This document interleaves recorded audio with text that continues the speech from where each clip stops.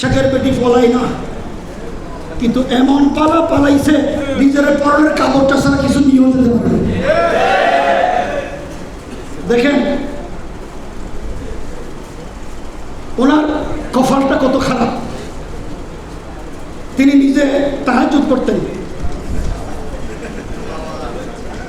কোরআন শরীফ তেলাওয়াত করতেন।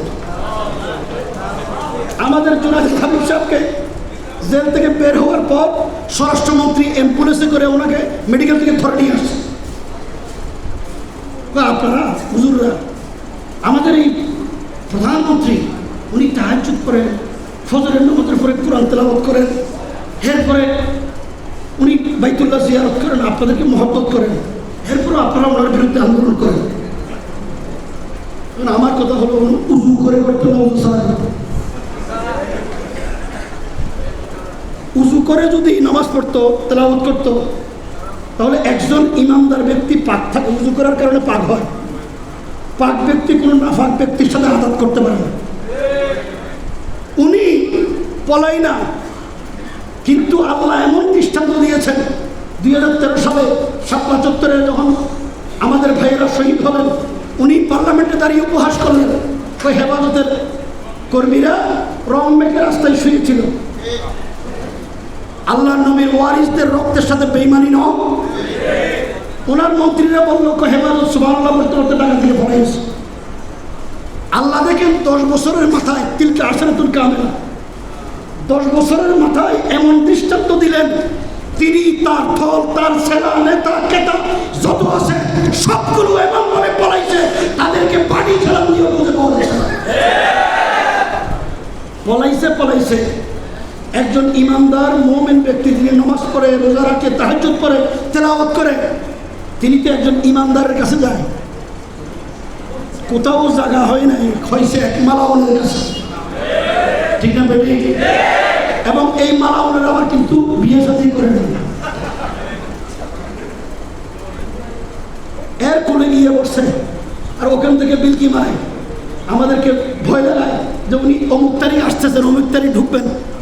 আল্লাহর কসম করে বলি, এই দেশে যারা নবীর ওয়ারিসদের গায়ের রক্ত রঞ্জিত করেছে, তাদেরকে বাংলাদেশে টাকা দেওয়া হবে না। এই খুনিদের বিচার না হওয়া পর্যন্ত তারা বাংলাদেশে রাজনীতি করার অধিকার রাখে না। হেফাজতের দাবি হলো খুনিদের বিচার করতে হবে, আওয়ামী লীগের রাজনীতি নিযুক্ত করতে হবে, তাদের অস্তিত্বকে বাংলাদেশে শিক্ষা করতে হবে।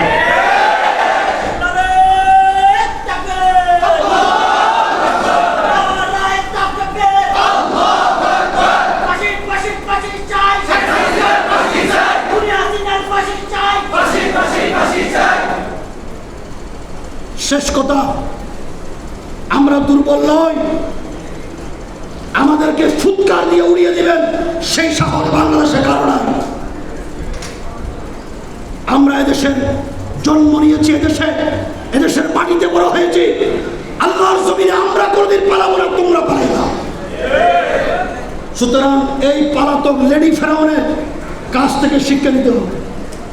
আমরা ফেরাউনের ইতিহাস পড়েছি তাফসীরের কিতাবে, কিন্তু ফেরাউনকে দেখিনি।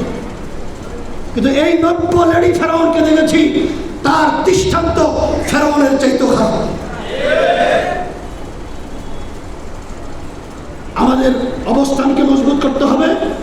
আগামী দিনে জাতির নেতৃত্ব দেওয়ার জন্য, রাষ্ট্র পরিচালনা করার জন্য যোগ্য ব্যক্তিদেরকে যথাযথ জায়গায় বসাইতে হবে। উলামায়ে ইকরামের নেতৃত্বে নতুন বাংলাদেশ গড়ার জন্য মানুষ তৈরি করতে হবে। রাজি আছেন? মাদ্রাসার ছাত্রদেরকে বলবো, দাওরায়ে হাদিস শেষ করার পর আধুনিক জ্ঞান বিজ্ঞান শিখো।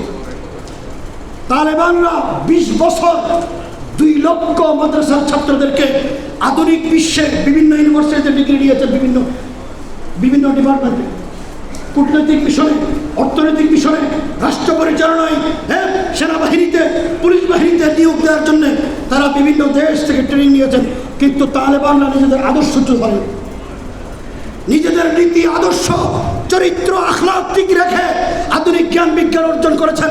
আজকে তালেবানরা বিশ্বের পরাশক্তিদের মধ্যে অন্যতম পরাশক্তি। কেন পরাশক্তি?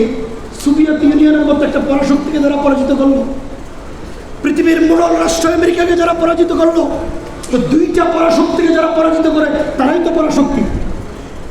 কথা বুঝলেন? দুইটা পরাশক্তিকে পরাজিত করে যারা টিকে আছে, ইমারতে ইসলামিয়া প্রতিষ্ঠা করে কালিমা লা ইলাহা ইল্লাল্লাহর পতাকাকে উত্তীর্ণ করে রেখেছেন দুনিয়ার জমিনে, সেই শক্তি হলো দুনিয়ার পরাশক্তি। সুতরাং এদের কাছ থেকে আমাদেরকে শিক্ষা নিতে হবে। আজকে আগামী দিনে নির্বাচন হবে, হেফাজত কিন্তু নির্বাচন করবে না। পরিষ্কার কথা, হেফাজত কোনো নির্বাচনে অংশগ্রহণ করবে না। হেফাজত মুক্ত দল আছে না নেই? বাংলাদেশ খেলাফত মজলিস, জমিয়তুল উলামা ইসলাম, নিজাম ইসলাম পার্টি, খেলাফত আন্দোলন, ইসলামী ঐক্যজোট, যাদের মনে চায় তারা সেই দলে ইলেকশন করবে। কিন্তু নাগরিক হিসেবে আমাদের ভোট দেওয়ার অধিকার আছে না নাই? আল্লামা আহমদ শফি যে কথাটি বলছেন, আমি সেটা আপনাদেরকে শোনাই যাই। নাগরিক হিসেবে আমি আমার ভোট দেব, আমি যাকে দেব তিনি যোগ্য কিনা বিবেচনা করে দেব।